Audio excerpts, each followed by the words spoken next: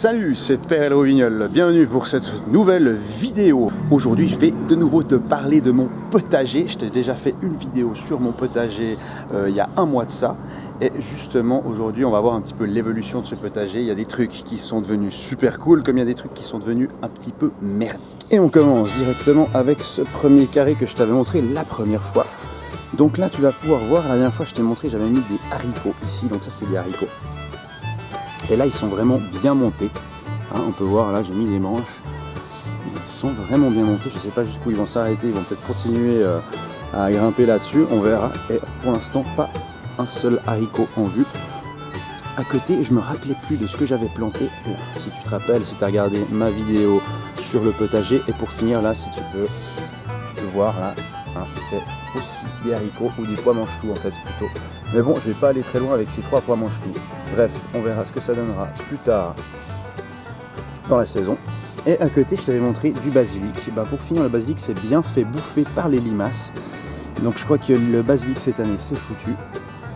Mais là, tu peux voir qu'il y en a quand même un qui a survécu, qui essaie, qui persiste. Mais alors, en un mois, il a vraiment pas évolué. Hein. Il a même régressé, je dirais. Et donc ici à la base, il y avait des feuilles de moutarde et des pak choy que je t'avais montré la dernière fois, les pak choy que j'ai dû enlever. Je voulais faire une vidéo avec, mais malheureusement, voilà où sont les pak choy. Ils se sont fait dévorer par les limaces à cause des grosses pluies qu'on a eues. Et malheureusement, voilà, j'ai pas pu les garder. Ils étaient complètement déchiquetés par les limaces. Ça valait pas tellement la peine de vous montrer des légumes qui étaient aussi moches que ça. Par contre, j'ai du coup laissé la place pour les courgettes, qu'elles se développent. J'ai pu en récolter une ou deux. Déjà, pas assez pour faire une vidéo, là j'en ai d'autres qui arrivent. Maintenant qu'elles n'ont pas les pak choy qui leur font de l'ombre, elles vont pouvoir se développer beaucoup plus. Et j'espère aussi pouvoir vous faire une vidéo avec des courgettes. Les courgettes du jardin, donc voilà. Hein. Là on voit que celle-ci, elle a plein de petites fleurs. Donc à chaque fois là on aura des courgettes qui vont se développer sur ces fleurs, un petit peu comme à côté, tu vois. Hein, là c'est pareil, là, on a plusieurs courgettes. Et à côté, on avait quoi? À côté, on avait des brocolis, du chou kale. Je t'avais dit que j'avais du chou-fleur, mais c'est du chou kale, donc ça c'est du chou kale. Ça se mange, les feuilles se mangent, se récoltent et se cuisent et se mangent. Et là, les brocolis, hein, qui ont commencé, tu vois, regarde, magnifique. On a un brocoli ici. On a un deuxième brocoli ici qui est en train de se développer. On a un autre brocoli ici qui est en train de se développer. Alors ça c'est vraiment super cool. Moi les brocolis j'adore. Je me réjouis vraiment de les cuisiner. Et tout ce qui est derrière, là j'ai des choux kale rouges. Là pareil, des choux-fleurs qui n'ont pas vraiment pu se développer encore là-bas derrière à cause du manque de soleil. Et des choux-fleurs rouges, si je ne me trompe pas, ici, qui n'ont pas pu se développer à cause de l'ombre que leur faisaient les courgettes. Mais maintenant que j'ai un peu déblayé le terrain, j'espère que ça va évoluer dans le bon sens. Donc voilà, hein, pour résumer, si tu te rappelles que j'avais ma moutarde ici, bah, elle s'est foutue, hein, elle s'est fait bouffer en même temps que les pak choy. Et voilà, donc j'ai vraiment favorisé, j'ai laissé la place pour les courgettes. Et à côté, ça se passe plutôt bien, comme tu as pu voir, hein, les brocolis qui se développent là. C'est cool.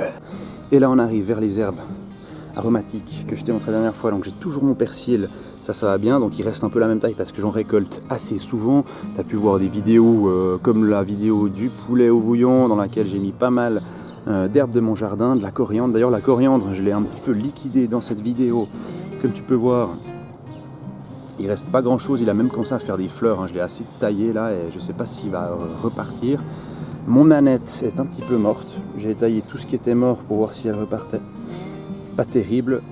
L'estragon stagne un peu parce que ça j'en récolte assez souvent pour mes petits plats pour moi et mes vidéos. Et comme tu peux le voir, la menthe c'est devenu un sacré buisson. D'ailleurs tu pourras bientôt voir sur ma chaîne une vidéo où on va se faire un tzatziki. Donc tzatziki c'est grec avec de la menthe et de la coriandre et du concombre, du yaourt grec, tu verras c'est super. On va faire un super tzatziki, c'est cool. Et là on a l'origan. Donc l'origan je me décale pour que tu le vois un peu au soleil. Qui a un petit peu stagné, mais j'étais étonné quand je l'ai tiré, j'ai tiré le pot. Il y a carrément les racines qui avaient traversé et qui étaient venues s'ancrer dans le sol. Hein. Là on peut voir peut-être si je me rapproche, le pot était là et les racines étaient venues carrément traverser le pot et sont venues se mettre dans la terre. Mais par contre, mon petit origan est resté assez petit et chétif. Mais j'en ai suffisamment pour quand je me fais des plats où j'ai envie de me mettre des herbes provençales. C'est cool. On va aller là où, à mon sens, ça a le mieux réussi, ça a le mieux matché, c'est là où j'ai mes tomates. La dernière fois, je t'avais montré mes tomates, mes 3 pots de tomates, et tu vas voir là que ça a vachement bien évolué. Donc voilà, on arrive là vers les 3 pots de tomates. Si tu te rappelles, la dernière fois, ils étaient beaucoup plus petits. Là, j'en ai un qui monte très haut. Hein. Donc on va commencer au sommet de ce plant de tomates. C'est des tomates cherry. Hein. Donc là, plus je descends, plus tu vas voir des grappes qui commencent à se former. Donc là, c'est une des dernières grappes qui commence à gonfler. Là, à côté, on a des fleurs aussi qui vont commencer à donner des tomates. Et maintenant, tu vas voir, je descends. On a 2 grappes là qui commencent à gonfler. Je descends encore un peu plus. J'ai une super grappe là, pareil, qui gonfle. La grappe qui est le plus en avance que je vais pouvoir récolter en premier. Donc ça c'est cool, ça annonce une vidéo avec des tomates cherry tout bientôt. On va se faire je ne sais pas quoi, mais on va se faire quelque chose de cool les gars. Juste à côté, on a nos tomates. Je t'avais dit la dernière fois que c'était des tomates ananas. Je me suis trompé avec le 2e pied de tomate qui est tout à gauche là-bas. Et là justement ce sont des tomates charnues, donc des grosses tomates. Donc celle-ci tu vois, voilà. C'est la première tomate que je vais pouvoir récolter. J'attendais justement cette vidéo pour la récolter avec vous, pour vous montrer la première tomate de la saison. Donc là tu peux voir que j'ai tutorisé, j'ai mis un fil pour pouvoir supporter un peu le poids de cette tomate qui est assez lourde. Et là normalement si je la décroche gentiment, elle devrait venir toute seule. Parce qu'elle est vraiment à point là. Hein. Voilà, hop. Et voilà, on a la première tomate de la saison, elle est bien rouge. Donc tu peux le voir, c'est une grosse tomate. Hein. Je t'avais dit qu'elle tiendrait dans ma main. C'est juste, elle tient dans la main, elle est vraiment, c'est une grosse tomate. Elle sent bon la tomate. On sent qu'elle est bien charnue, bien. C'est vraiment des tomates qui ont beaucoup de chair. Hein. Ça va être un plaisir. Je ne vais pas faire une vidéo avec cette seule tomate. Quoique peut-être, on va voir. Hein, où je la présenterai dans la vidéo du tzatziki où on la goûtera ensemble. On regardera l'intérieur de cette tomate ensemble. Et donc à côté je t'ai montré les tomates cherry. Et là on arrive au dernier plant de tomates. Donc le dernier plant de tomates qui n'a toujours pas fait de tomates mais qui fait des fleurs partout. Donc c'est le phénotype de tomate le plus tardif. Je pense que c'est celui qui va me donner les fameuses tomates ananas. Donc les tomates qui sont censées être jaunes. Qui sont censées être assez grosses, assez charnues et jaunes. Mais pour l'instant, rien à signaler. Elle s'est bien développée. Par contre, hein, les tomates vraiment se développent bien ici. Je suis très content.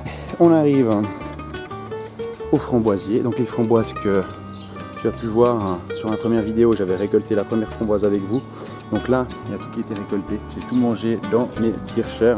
J'ai pas fait une vidéo sur mon porridge que je me prépare le matin dans laquelle je mets mes framboises, mais on en fera un de ces 4. Voilà, j'ai été un peu égoïste là-dessus. J'ai gardé les framboises pour moi. Hein. J'avais dégusté la première avec vous dans cette première vidéo du potager. Et là, comme tu peux le voir, ça continue. Là, il y en a d'autres qui viennent, là, on peut voir. Hein. Et on verra bien. Donc on verra ce que ça donne. Mais là, les framboises, pour l'instant, ne refont pas de fleurs. J'ai dû tailler. Les feuilles sont devenues un peu plus claires. Donc j'ai fait 2-3 arrosages. Je ne sais pas si c'est trop de soleil, trop de pluie. Mais on verra l'évolution. Hein. Pour l'instant, ça a l'air d'aller. Je ne sais pas si elles vont donner plus de framboises. Et voilà, on arrive à la fin de cette vidéo du potager numéro 2. Donc comme tu as pu le voir, c'est cool, ça marche bien pour des trucs, ça marche moins bien pour d'autres choses. Attention quand tu fais du bio, malheureusement, tu vois, mes pak choy ils se sont fait défoncer la gueule par les limaces parce que j'ai pas utilisé d'anti-limaces, j'ai pas voulu traiter avec quelque insecticide que ce soit. Donc vraiment, j'ai voulu faire du bio 100%. Donc ça a des avantages parce que tu as des trucs qui sont vraiment exempts de tout produit chimique, mais tu peux avoir des difficultés avec les vermines, les limaces et tout ce genre de trucs. Et donc là, tu vois, il y a Bad Boy qui attend que je joue avec lui, donc je vais devoir presser un peu la fin de cette vidéo.